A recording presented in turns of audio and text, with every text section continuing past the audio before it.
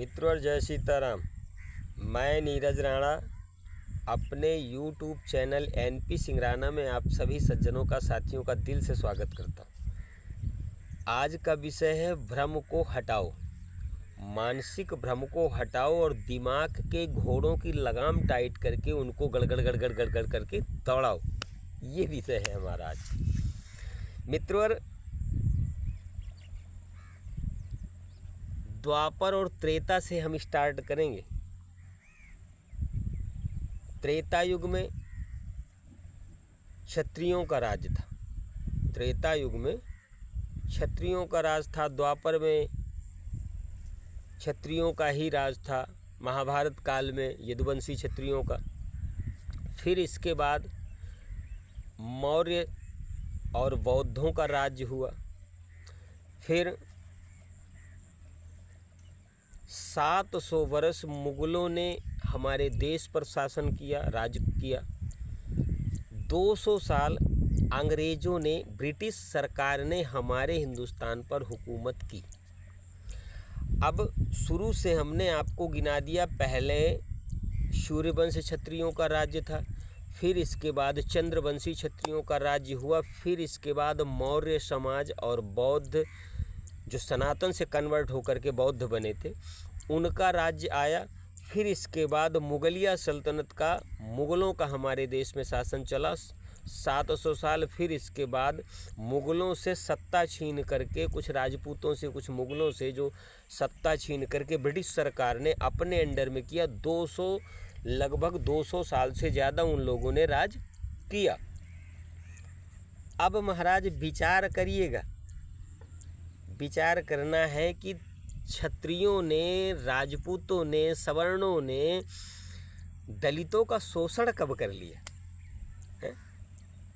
दलितों का शोषण कब कर लिया? कहते हैं जमींदारी प्रथा में सवर्णों ने दलितों से जमीनें खींच ली, दलितों का शोषण किया, उनको अपने कुएं में, अपने तालाब में आदि इत्यादि मंदिरों में पूजा अर्चना करने नहीं दिया जाता था। तो यदि महाराज आप भी सवर्ण होने के बाद यदि दारू, मांस, मदिरा इत्यादि कुकर्म जैसे जघन्य अपराध करके मंदिर में, मठों में पहुँचेंगे तो क्या पुजारी वहाँ का आपको घुसने देगा? हैं? विचार करना है। मैं कुछ नहीं कह रहा हूँ। और फिर मैं नहीं कहता कि ऐसी घटनाएं नहीं हुई होंगी, लेकिन उस घटना के होने पर भी तो प्रकाश डालना है कि घटना क्यों हुई। हर चीज़ का दो पहलू होता है और किसी चीज़ को एक ही पहलू से सोचना ये बुद्धिमत्ता नहीं है। दूसरे पहलू को भी देखना पड़ता है, देखना चाहिए। जैसे ढोल गंवार शूद्र पशुनारी इस चौपाई पे दुनिया भर के ज्ञानी ज्ञान छांटते हैं, ज्ञान बघाड़ते हैं, ज्ञान बताते हैं, लेकिन उनको खुद ये पता नहीं है कि ये चौपाई किसने किससे कही थी। बाबा गोस्वामी तुलसीदास जी पर दोषारोपण कर देते हैं, लेकिन ये पता नहीं कि समुद्र ने खुद रामचंद्र जी से ये बात कही थी कि हे प्रभु, आपने मुझको शिक्षा दे दी। और कैसी शिक्षा दे दी? कि मर्यादा की।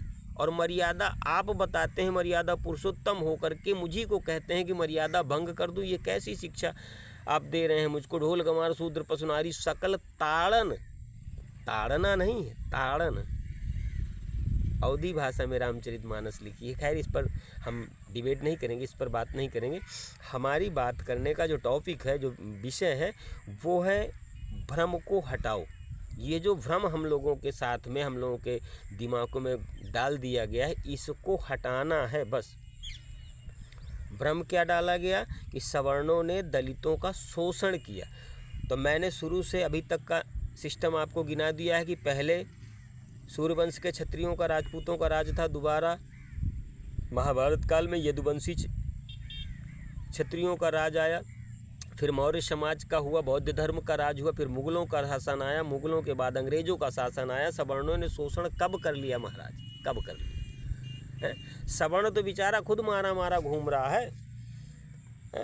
सवर्ण खुद मारा घूम रहा है। सवर्ण तो अपनी मर्यादा बचाए, अपना सिर बचाए घूम रहा है।